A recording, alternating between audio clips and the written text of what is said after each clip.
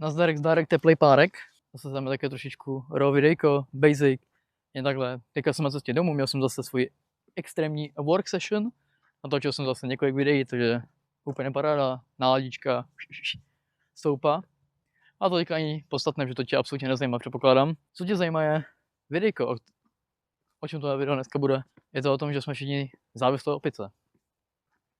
Což předpokládám, že ty už asi víš, že jo. Nejseš blbej, takže víš, že jsi závislý.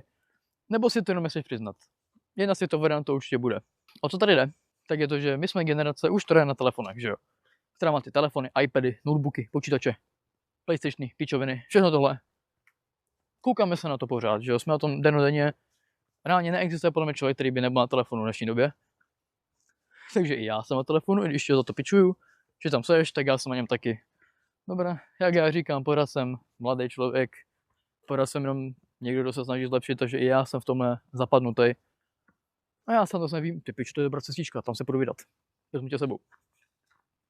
OK, takže i já jsem v tomhle zakořeněný takzvaně.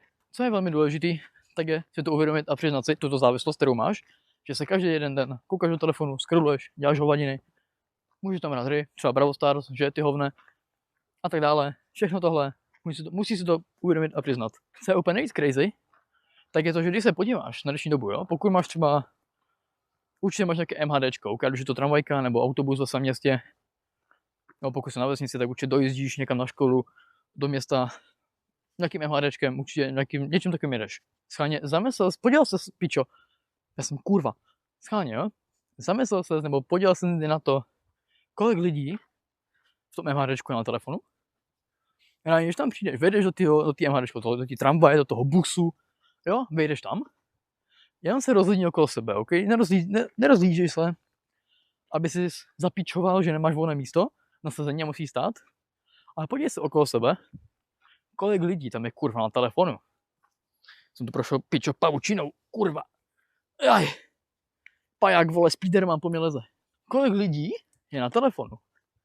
Dobré, já když třeba vezu do tramvajky, jedu do školy, nebo jedu bůh kam, třeba do fitka, někam prostě jedu.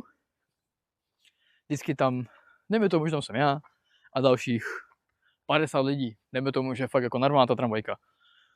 Tady nic není, takže asi půjdu se zpátky. OK, fakt narvaná.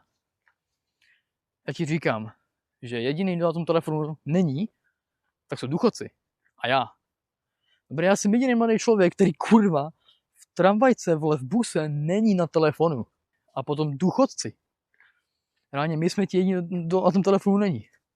Bo všichni ostatní, i už starší lidi, jako ti maminky, tatínkové, já už si 40-tníci, 30-tníci, všichni sedí a takhle. Čumí do telefonu celou cestu. Celou tu dobu něco tam scrollujou, hrajou v Candy Crushe. Prostě něco dělá na tom telefonu. Furt. Všichni. Nikdo prostě nedokáže už v dnešní době jet tramvajkou, jet busem. Bez toho, aby si kurva byl na telefonu. Aby se zvole smažil ten dopamin, vole, smažil si svůj mozek. Všichni prostě čumí na to a nedokážou vole se koukat pičo z okýnka. Koukat se vole na to, kde jedeš. I když s tou trasou jel pičo miliardakrát. Proč bys se nemohl podívat na to, kam jedeš, kudma jedeš? Proč bys nemohl? Reálně to je strašný problém v dnešní době. A není to jenom v tramvajkách, je to úplně všude. Když se do nákupního centra, kolik lidí tam vole chodí po nákupním centru vole s telefonem v ruce, kolik lidí tam jenom sedí na lavičkách, má telefon v ruce. Když jdeš do školy, to je věc, sadím se, že kohokoliv tam uvidíš, má telefon v ruce. Okay, tomu já říkám extrém.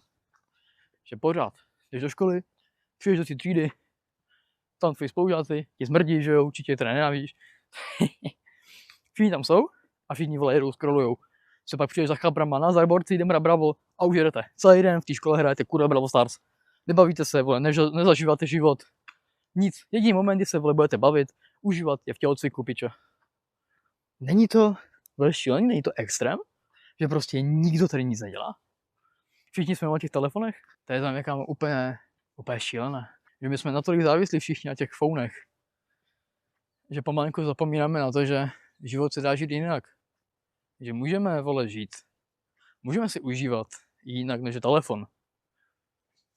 Dobré, a jak já říkám, já jsem toho vinný taky. Dobře, já taky se koukám na telefon. Taky občas scrolluju. Taky ve škole, místo toho, abych se učil, scrolluju tyhle Instagram. Místo toho, abych někdy doma pracoval, tak koukám na YouTube. Já sám jsem toho vinej, dobře? Nebudu se hrát na nějaké zlatíčko, svatouška. Sám jsem toho vinej. Ale je potřeba, aby jsme se všichni to nějak uvědomili a zbavili se toho, co nejdřív to jenom půjde. Protože čím dříve se toho zbavíme, tím lepší to pro nás bude. Způsob, jak se toho můžeme zbavit, je velmi, velmi těžký. Protože hej, jsme na tom telefonu v podstatě celou dobu. Náš mozek to má rád, náš mozek to bere jako mňam, že ho krmíme všem sračkama, které mu dělají dobře, takže proč by on chtěl končit? Tvůj mozek skončit nechce. OK, proto je to tak těžké, protože on nechce končit, mu se to líbí. A tobě by se to líbit nemělo. Proto na to jak končit, já bych řekl, že to je tak nějak, že pomalinku začneš vyměňovat tyto zážitky. Začneš právě místo tyhle instantní gratifikace dělat takovou tu pomalinkou gratifikaci. OK? Takže dejme tomu, že tvůj screen time je třeba plus minus 8 hodin, jo? Čekaj, já tady projdu polem, protože mám rád pole, mám tě piči. Kurva, tady to je piček, Jumanji. OK, jsem na poli, bomba. Takže dejme tomu, že tvůj screen time je třeba 8 hodin denně. Což je celkem dost, že jo? Když se tak jako zamyslíš, že to je celkem dost. Pojďme si rozhodnout tvůj den. Máš nějak svůj jako nastavený svůj den, nějakou svou rutinu. Máš to všechno nějak nastavené, že jo? Takže dejme tomu, že ráno předtím jdeš do školy, dobře, takže ve školu máš třeba na 8. Pokud máš tu možnost a nedojíždíš do školy třeba 4 hodiny, vole, tak bych si přistal. Přistaň si a místo toho, abys, vole, scrolloval, než z té školy půjdeš, tak si dáš třeba lehký nějaký cvičení. Nemusí to být, vole, že půjdeš běhat maraton nebo něco takového, ale si třeba zaběháš, nebo dáš si stínový box, pár kliků, angličáků, něco, aby se trochu rozpumpoval svůj den. To máš třeba minus 20 minut na telefonu. Potom právě, když jdeš do té školy tím MHDčkem, zase, nebudeš na telefonu, budeš jenom tam vnímat, koukat na to okolí. Dalších minus třeba 10 minut. Ve škole? O přestávkách si třeba bav s kámošema, nebo běž se projít po škole. Dalších minus třeba 40 minut na telefonu. Když jsi doma, tak jdeš třeba nějaký svůj koníček zase.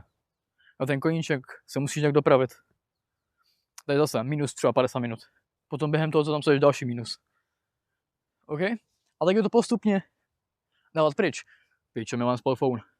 Jo, takže takhle, tak si třeba ubral už 2 hoďky za svého dne. Super, bomba, takhle si to teďka udrž nějaký čas. A potom zase budeš pomalinku snižovat. Až se dostaneš na screen time třeba 1 hoďku. Já teďka úplně přesně nevím, jaký mám screen time. Naposled jsem se koukal, myslím, že to bylo 2 hoďky. Co jsem měl svůj screen time. To bylo na telefonu, potom tak já mám kompl, že? Takže hodně toho mám na komplu, tam nevím, jaký mám. Ale tam budu mít dost velký screen time, ale tak problém je ten, že já na tom pracuju, že furt vydávám tyhle videa, střídám, edituju, takže ten screen time bude vysoký, ale o to teďka nejde, to je něco jiného. Práce a rychlá zábava jsou 2 odlišné věci. OK? Takže hochu, snaž se to snížit, co nejvíc to jenom půjde. A věřím, že tvůj život bude hned hezčí. Podívej se sem na ten krásný výhled ještě, OK?